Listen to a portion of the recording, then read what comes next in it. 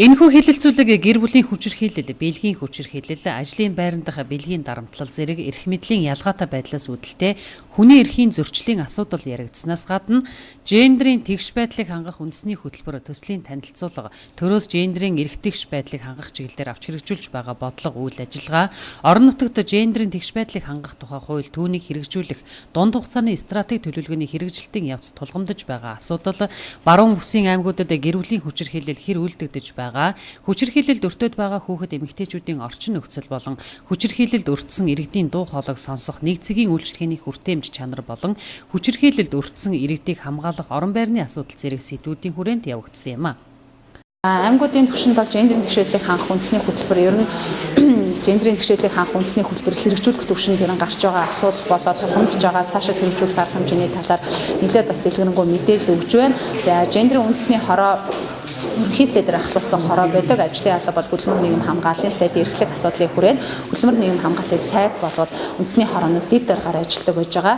За энэ тулгамдж байгаа асуудал аймагуудын засаг дарга нар бол манай хорооны одоо салбар хорооны дарга нараар явдаг. За аймгийн засаг даргын түвшинд салбар хороог бол 16 оны байдлаар шинэ бүрэлдэхүүн засгийн газрын түвшинд бол манай баруун таван аймагаас салбар хороогоо шинжилэн байгуулсан байна. За энэ салбар хороонуудын түвшинд ер нь өмнөх одоо жилүүдийн үйл ажиллагаанд авч хэрэгжүүлсэн болно. Өнөөдөр одоо хэрэгжүүлэх байгаа үйл ажиллагаанд ер нь цаашдаа тулгамдаад байгаа ямар асуудал гарч байгаа вэ гэхээр салбар дундын зохицуулалт бол маш сул байна. Нэгдүгürt нь салбар хорооны үйл ажиллагаа идэвхгүй байна. За хоёрдугаарт нь бол манай энэ 5 аймагуудаас бол Завхан, Говьалтай гэсэн 2 аймаг дээр бол гендерийн дэд хөтөлбөр бол хэрэгжиж байгаа. Батлагдаад одоо ерөнхийдөө үйл ажиллагаа юмнууд ер нь 16 болон 17 оны төсөв бол тодорхой хэмжээний төсвийг бол хэрэгжүүлж байгаанаас сайшаалтай байна. Ингээд манай Ховд аймаг болон Увс, Баян Үлгий гэсэн аймагуд бол 16-аас 20 оны засаг дарга үйл ажиллагааны хөтөлбөрт бол дэд хөтөлбөр одоо батлаж боловсруулах гэсэн нэг томоохон зорилт бол тавьж байгаад нь сайшаалтай байна. Мөн түншлэн хилэлцүүлгийн хүрээнд баруун таван аймгийн засаг даргын тамгын газрын нийгмийн хөгжлийн хэлтсийн дарга нар өөрийн аймагуудад гендерийн эрх тэгш байдал ямар түвшинд байгаа талаар мэдээлэл хийлээ.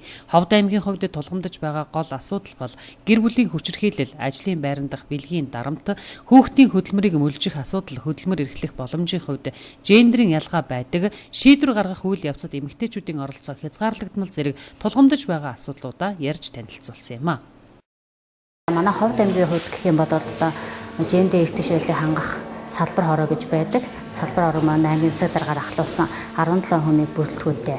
За энэ 17 хүний бүрэлдэхүүнийг бид нэр сонгохдоо бас нийгмийн ач холбогдол цар хүрээг нь харгалзан үзэж ерөнхийдөө дахиад бид нэг үйл ажиллагаа явуулж одоо цаашид хүмүүстэй хүрэхэд бол далаастай байх үүднээс хүмүүсээ сонгож авсан энэ бүрэлдэхүүн маань өнөөдөр одоо анхныхаа томоохон хилцүүлгийг одоо аймагтаа зохион байгуулж байна. Энэ хилцүүлэг маань өнөөдрөөс ач холбогдол үндэсний хэмжээний томоохон хөтөлбөрийг батлах хэмжээний одоо хилцүүлгийг зохион байгуулж байна. Бас давуу талтай. Тэгээд энэ хөтөлбөрөөр бас баруун таван тулгамдж буй ямар асуудал байгаа тэр асуудлыг шийдэхэд одоо ямар гарцээ энэ асуудлыг шийдэхэд одоо үндэсний хэмжээнд одоо жишээ нь одоо шийдвэр гаргах төвшөнд одоо ямар байх вэ гэдэг зүйлүүд одоо хилэлцэж байна. Тэгээд одоо өнөөдрийн хилцүүлгээр манай энэхүү үндэсний хөтөлбөр манай бас томоохон хэмжээний шийдвэр гаргахтай хүрсэн бас ач холбогдолтой хилцүүлэг болж өндөрлөнө гэдэгт бас итгэж байна.